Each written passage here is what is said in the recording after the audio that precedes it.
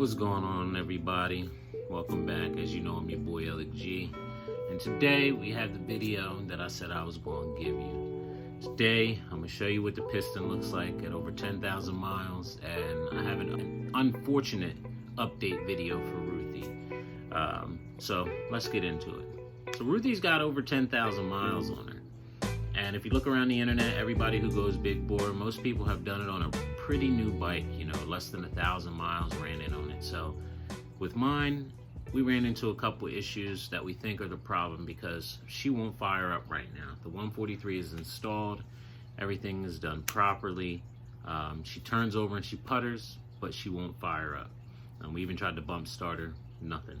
And I believe it's because we can't get the motor to turn over fast enough, because as you remember, I made the video about the starter issue and cold starts, but we know that these starters have problems from the factories, and you can even take it back on recall because they'll make that duck sound when they start. Your starter's not right, so it's not providing the right amount of power to turn the motor over.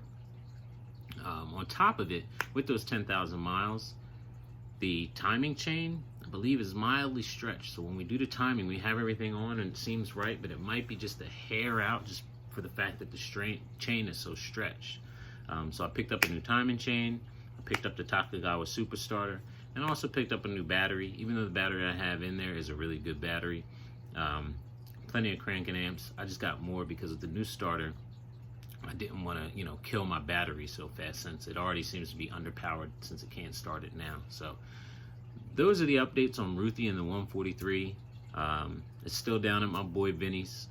He's been great through this whole thing. Even the day after, he retore the top end back down, went in, looked at everything, made sure everything was still groovy, said everything was good, and put it back together. So the only thing, and it has compression, it has spark, it gets fuel. So the only thing we can think is the tune initially just might be a little rough getting it going. Once we get it going, we should be good. And then those couple of things that I told you that I picked up to try to fix it. So let's get to the real fact of the matter here, which is, what does the piston look like after 10,000 miles? All right, so the moment we've all been waiting for, what a Z125 piston looks like after 10,000 miles of use and abuse. There we go. Moment of truth. Don't look too bad. I don't know what a good one looks like or a bad one looks like. Carbon-wise, so you'll cylinder skirts matter a little more, but 10,000 miles not later. bad at all, really. So what's like a way to tell that it's not bad? I can pull it out and see. But I mean, in terms of carbon buildup, when it starts getting bad, it'll have carbon around the outside of the cylinder walls, which isn't the case here. So you might have clean skirts as well. Word. Find out. So we're pulling the piston off.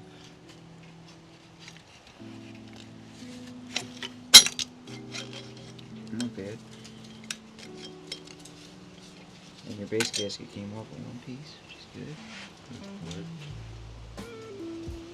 Cylinder's not too bad at all for a stunt bike. Like I said, for 10,000 miles of abuse. Yeah, you can see the rod doesn't have any real marks from heat. It's a little, you see, little, but nothing crazy. So what are those little scuff marks? Like, what does that mean? It's just the cylinder hitting the walls usually. Sometimes it's heat. Okay. But usually if you have a lot of heat, you'll see the rod discoloration as well. Gotcha. But it doesn't look too bad. I'm gonna pull the piston. All right, Chris, all those summer rides are ripping in hot ass weather and thinking that we were killing these things. We weren't doing half. I can speak for mine. I can't speak for your ground. Yeah, that would have lasted. What do you got, 10,000 miles? Yeah. Yeah, it would have lasted twice that.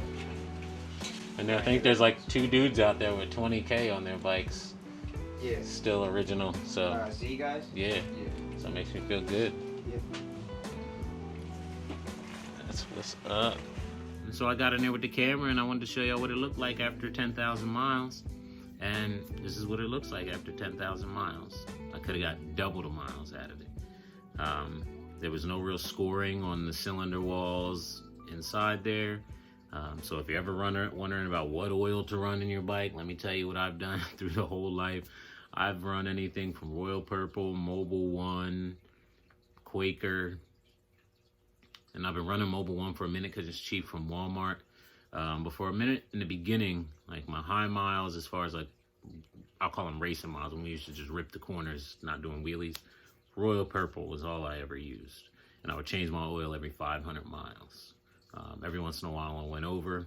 And to explain furthermore, so the break-in period I did on this bike, I didn't know that the break-in time, you were supposed to change your oil at, I think, around like 400 miles. I may even be wrong still. But I rode it like a big bike or something, 1,000 miles. I was like, all right, oil's good. Hit 1,000 miles so that way everything breaks in and then you change it.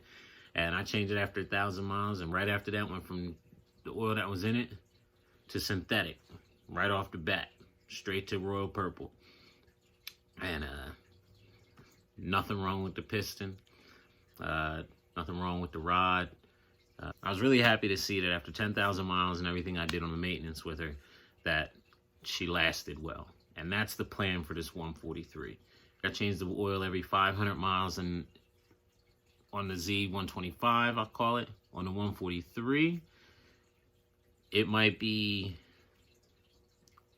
a per ride thing. We might do it based off hours, kind of like a dirt bike, because we beat on it a little bit. So it might even be like every 4 rides, hitting it hard.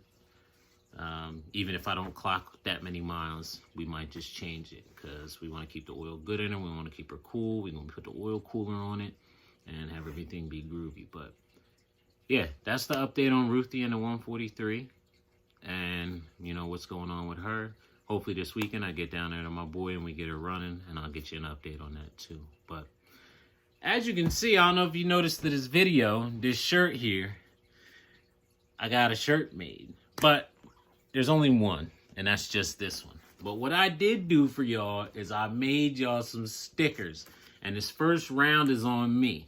So if you want a sticker, let me know, and you know, shoot me a DM or put a comment down below. If you find me on Instagram, it's the same name as it's on here. Go over to my Instagram, direct message me, pick you up a sticker. It's like the perfect size to, you know, you can put it on your bike, put it on your truck, put it wherever. But yeah, if you want one, like I said, first round's on me. All I have is 50 right now.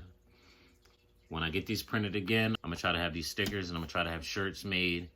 And I got a couple other ideas for, like, you know, the second round of shirts and merchandise. But yeah, support your boy. Hit me up, get a sticker. I've already got a little address list started and everything, and I'll try to mail it out to you as soon as possible. But until next time, you know where to find me. Got any questions, leave it in the comments. Hit me up. I want to talk to y'all, man, but I'll catch y'all later. Peace.